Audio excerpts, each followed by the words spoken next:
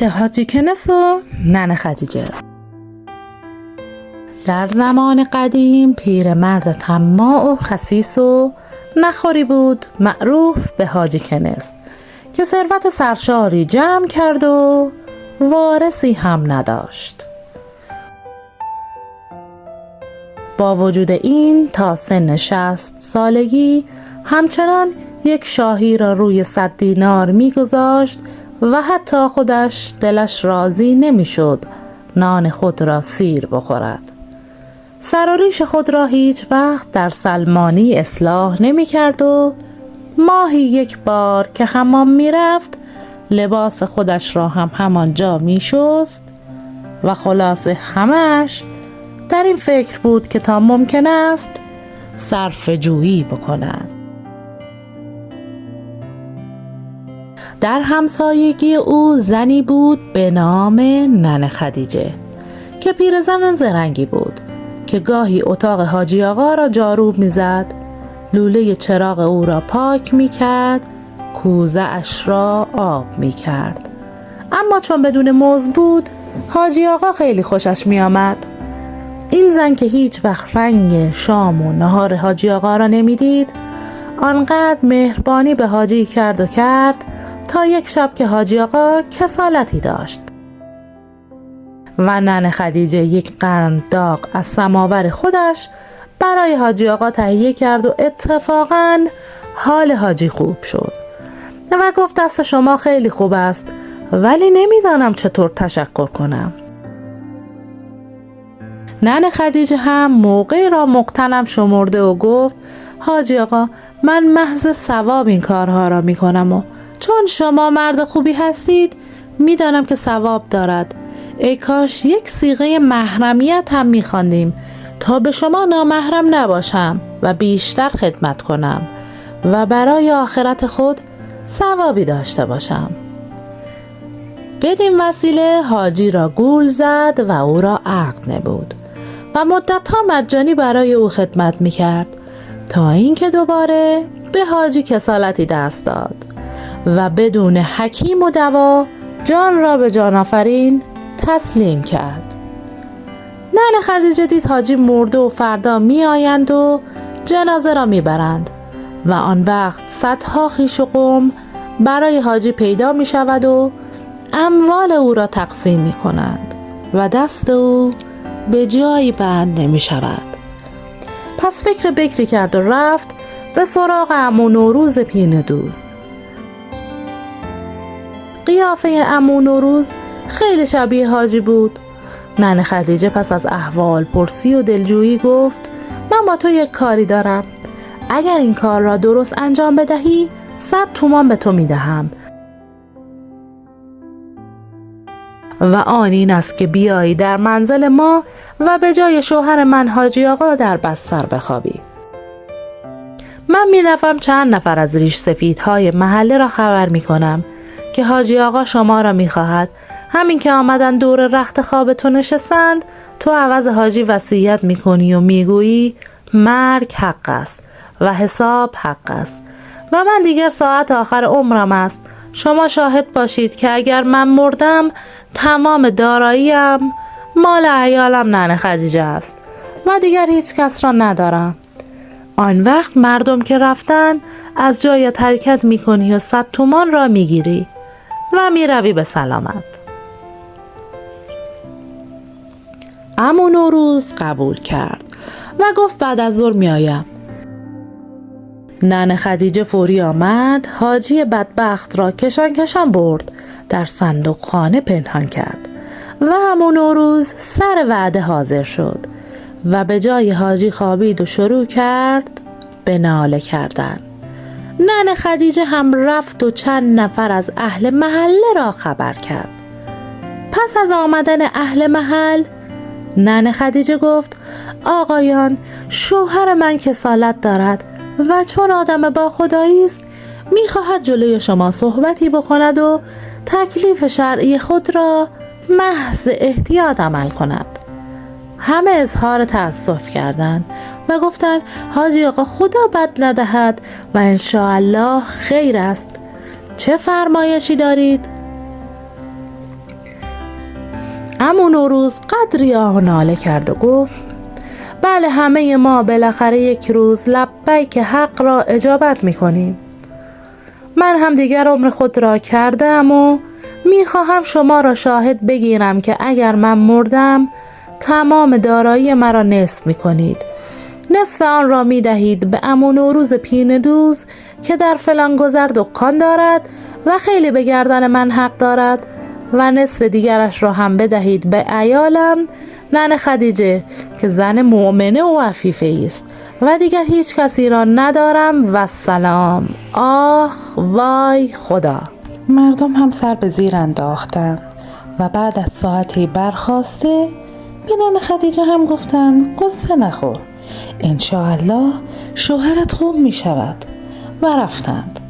ننه خدیجه که هرگز مکر مردان را ندیده بود خیلی اوقاتش تلخ شد و نزدیک بود که با عمو نوروز کتک کاری کند، ولی چون دید مردم میفهمند و بدتر می شود با هم صلح کردند.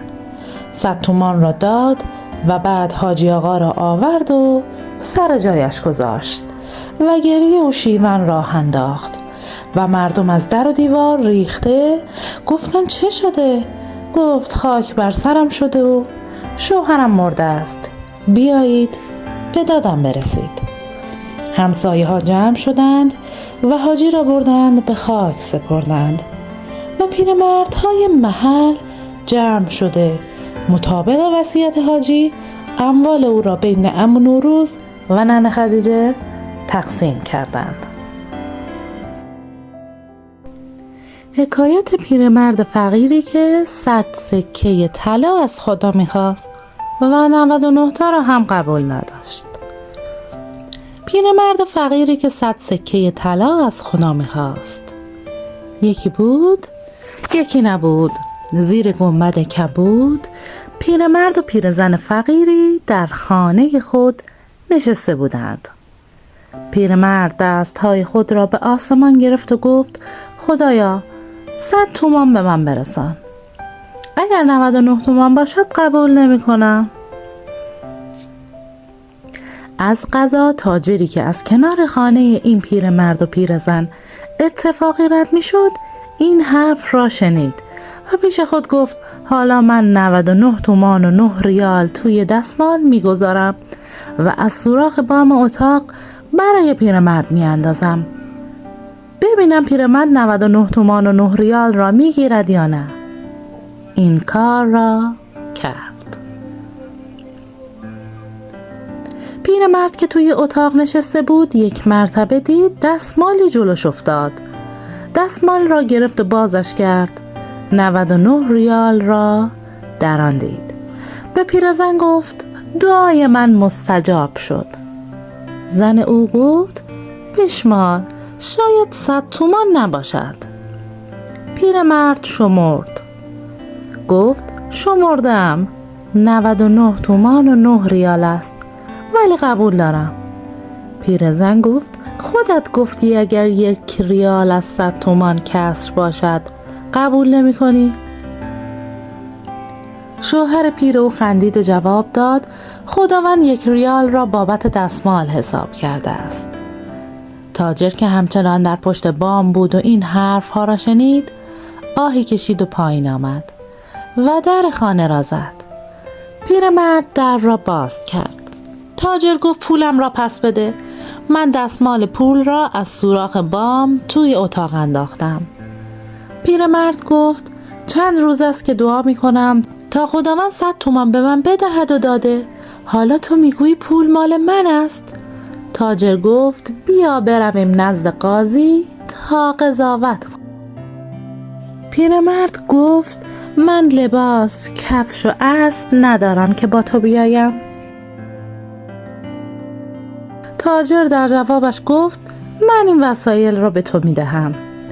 پیرمرد لباس و کفش تاجر را پوشید، اسب تاجر را هم سوار شد و به اتفاق تاجر پیش قاضی رفت. تاجر ماجرای 100 تومان را برای قاضی تعریف کرد. پیرمرد از سر جای خود پا شد و به قاضی گفت این تاجر اگر خجالت نکشد میگوید که لباس تنم هم مال اوست.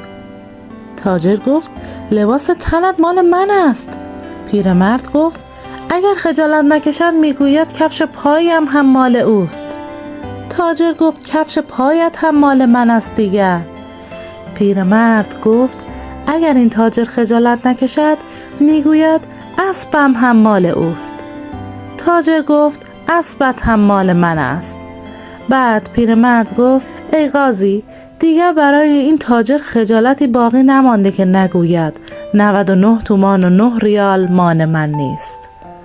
قاضی که از باطن کار خبر نداشت گول حرفهای پیرمرد را خورد و حکم نفع او داد و تاجر بیچاره علاوه بر 99 تومان و 9 ریال کفش و لباس و اسب خود را هم از دست داد. سلام همراهان گرامی، به شب داستان خوش اومدین. ممنون میشم منو سابسکرایب کنید و این ویدیو رو لایک کنید. بریم با هم به داستان این ویدیو گوش بدیم. مرد جوجه فروش. در زمان سابق گفته بودند که در اصفهان جوجه خروس را خوب میخرند. یک مردی می آید و 100 تا جوجه خروس می خرد و حرکت می کند به طرف اصفهان. موقعی که وارد اصفهان شد رفت و در گوشه‌ای منزل کرد. مردم اطراف او را گرفتند و گفتند که جوجه خروس ها را دانه چند می فروشی؟ گفت خودم خریدم دانه 2 تومان و می فروشم 3 تومان. مردم گفتند شنیده ای که اصفهان جوجه خروس خوب می خرند، اما نه به این قیمت. جوجه خروس دانه 15 قران است. مرد بیچاره تا 2 روز فروش نکرد. بعد از 2 روز یک زن بسیار دانایی آمد و پرسید جوجه خروس ها را دانه چند می فروشی؟ گفت دانه 3 تومان. زن که مقصودش این نبود که پول بدهد و از این مرد بیچاره جوجه خروس بگیرد گفت خیلی خوب، بلند شو، همه جوجه خروس هایت را بردار و برویم خانه ما و پولش را هم بگیر. مرد بیچاره خوشحال شد و فکر کرد که حالا خوب شد. هر دو روانه شدند به طرف منزل زن. رسیدن جلوی یک مسجد که 2 تا در داشت. زن جوجه خروس ها را برداشت و به مرد گفت همینجا بنشین تا من پولش را برایت بیاورم. از این در داخل مسجد شد و از در دیگر رفت به طرف منزلش. در منزل 2 تا دختر داشت. حکایت مرد جوجه فروش را برای آنها گفت. دختر بزرگش گفت آن مرد جوجه فروش کجاست؟ مادر گفت پشت در مسجد که 2 تا در دارد نشسته و در انتظار من است که برایش پول ببرم. دختر گفت مادر میخوای من برم و لباسهاش رو از تنش در بیارم و بیام؟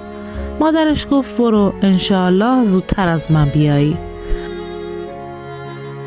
دختر آمد پشت در همان مسجد، دید که مرد نشسته و سر به زانوی غم فرو برده. گفت ای برادر، چرا سر به زانوی غم بردی؟ مرد بیچاره حکایت را برایش تعریف کرد. دختر خیلی دلسوزی کرد و گفت برادر حتما خرجی و پول هم نداری. گفت نه. دختر گفت من یک بچه دارم که مشربه را توی چاه انداخته، تو بیا اونو بیرون بیار و مزدت را بگیر و خرج کن. باز مرد صاف و ساده گول خورد و حرکت کرد تا آمد رسید لب چاهی که دختر نشان داد. لباسهایش را از تنش در آورد و رفت توی چاه. دختر هم لباسهای مرد را برداشت و رفت خانه. به مادرش گفت دیدی که من رفتم لباسهاش رو در آوردم؟ دختر کوچکتر هم گفت مادر اگر اجازه بدی من میرم و از هیکل لختش 1000 تومان پیدا میکنم و میارم. مادرش گفت برو، اگه چنین کاری کردی 1 درجه از من حق بازتری. دخترک حرکت کرد، آمد لب چاه، دید یک مرد غریبه لخت و عریان بر سر چاه نشسته. گفت برادر چرا لخت هستی؟ مرد بیچاره حکایت را گفت. دختر گفت اگر با من شرط کنی که من هر جا تو را بردم و هر چه از تو پرسیدم بگی آره، من میرم یک دست لباس خیلی اعلی برات میارم. مرد گفت خیلی خوب. دختر رفت و یک دست لباس خیلی اعلی آورد و داد به مرد. مرد جوجه فروش لباس را پوشید و حرکت کردند و رفتند توی بازار جلوی دکان زرگری. دختر به مرد جوجه فروش گفت فقط من از تو پرسیدم بگو آره. گفت خیلی خوب. دختر گفت آقای زرگر ما قدری طلالات لازم داریم. زرگر چون نگاهش به قیافه این مرد و زن افتاد گفت خانم دکان ما متعلق به شما دارد، هرچه بخواهید از خودتان است.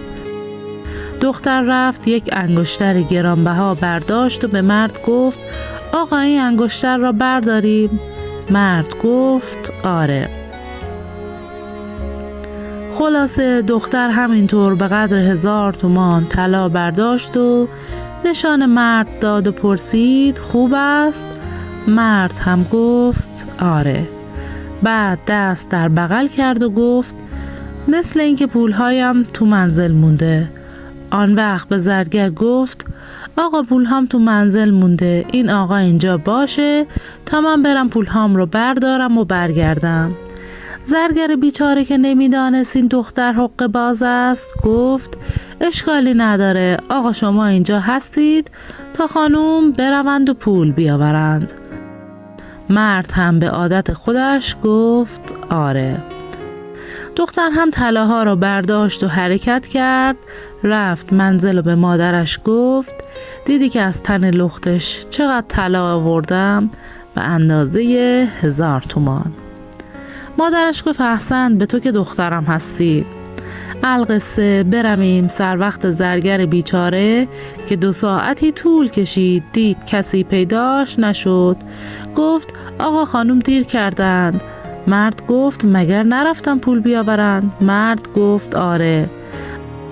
زرگر دید نه خیر، آمدن خانم از حد گذشت و هرچه هم که از این مرد میپرسد به غیر از آره چیز دیگری نمیگوید.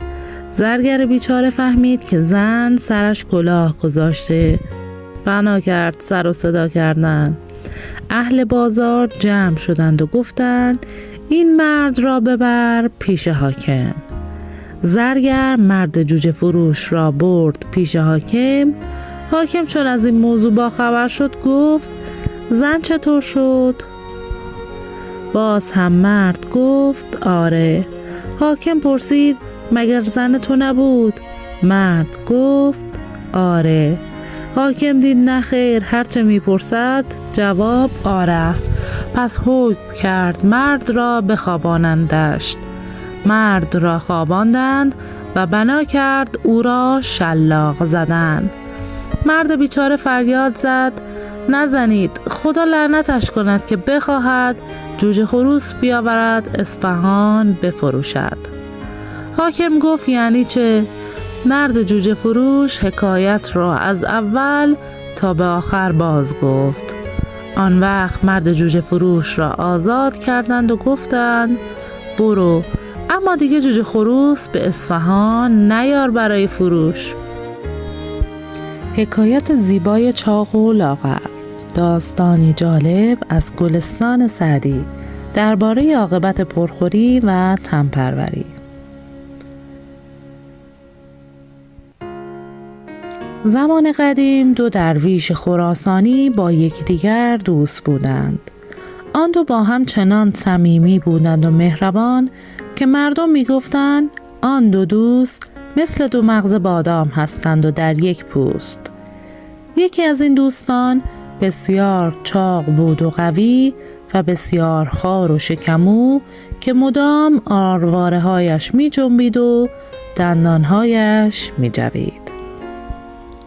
او از طعام سیری نداشت. درویش دیگر اما لاغر بود و ضعیف مثل نی قلیان. اگر دماغش را می گرفتی جانش در می رفت. طعام کم می خورد و بیشتر روزها کم اشتها بود و میلی به غذا نداشت. چیزی به عنوان چاشت می خورد و تا شب دیگر لب به غذا نمی زد. درویش چاق سیری نداشت و همیشه گرسنه بود و درویش لاغر انگار هیچ وقت گرسنه‌اش نمی‌شد و با 2-3 لقمه شکمش سیر می‌شد و خود را کنار می‌کشید. وقت کار نیز درویش لاغر تا می‌توانست از بدنش کار می‌کشید و درویش چاق تنبل بود و بسیار خواب. تا فرصتی گیر می آورد پلک‌هایش را می بست و خورخورش شروع می شد. به تن‌پروری علاقه داشت و از آن لذت می برد. از غذای روزگار روزی از روزها برای آن دو درویش سفر دور و درازی پیش آمد. بار سفر را بستند و سفرشان را آغاز کردند. پس از مدت‌ها که راه زیادی را طی کرده بودند، خسته و کوفته به دروازه شهری رسیدند. اتفاقاً بر در شهر به تهمت جاسوسی گرفتار آمدند. هر دو را به خانه‌ای کردند و در به گل برآوردند. آن دو در خانه‌ای که زندانشان بود ماندند، غمگین و خسته و گرسنه و تشنه. هیچ راهی هم برای فرار نبود. همه درها و پنجره‌های اتاق را با گل گرفته بودند. فقط روزنه کوچکی بر بام خانه بود که از آنجا نور و هوا داخل می‌شد. درویش‌های بیچاره حتی نمی‌دانستند به چه جرمی زندانی شدند. فقط جسته و گریخته از زبان یکی از مأموران شنیده بودند که گفته بود آن دو جاسوسند. درویش چاق در حالی که از گرسنگی دلضعفی گرفته بود و با دستش شکمش را می‌مالید گفت: آخر ما کجا و جاسوسی کجا؟ اصلاً جاسوس به چه کسانی میگویند؟ و درویش لاغر که خیلی تشنش بود و خسته و پاهایش بر اثر پیاده روی زیاد درد میکرد، در حالی که پاهایش را نرم نرم میمالید گفت: به تنها چیزی که ریخت و قیافه ما نمیخورد جاسوسی است. نمیدانم کدام احمقی گزارش داده که ما جاسوسیم. خدا عاقبتمان را به خیر کند. معلوم نیست از این گرفتاری رهایی خواهیم داشت یا نه. درویش چاق گفت: نه بابا، به زودی رهای ما می کند. ما که کاری نکردیم. گیرم که تهمت جاسوسی به ما بستند.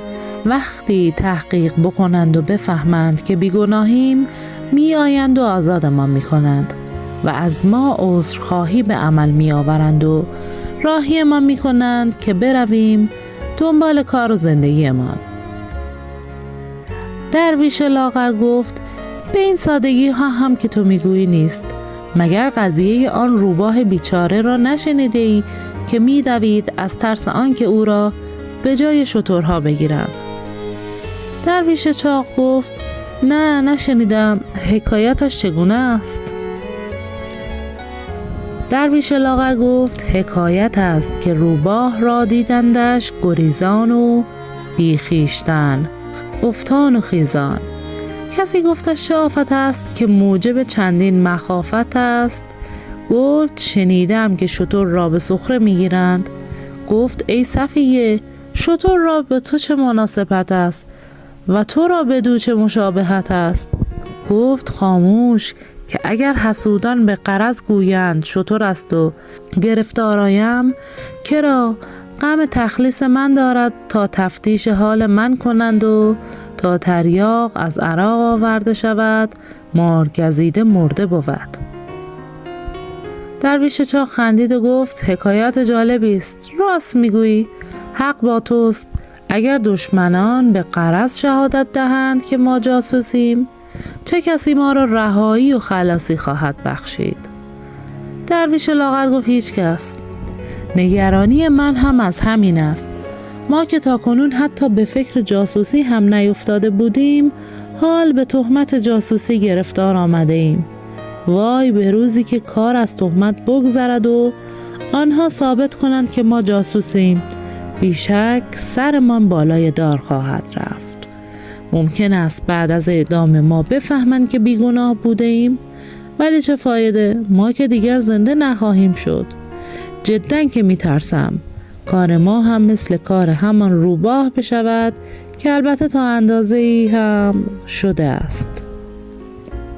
آن دو درویش بیچاره که واقعاً هم بیگناه بودند و بویی از جاسوسی نبرده بودند، در آن زندان تاریک غمگین و ماتم زده ماندند.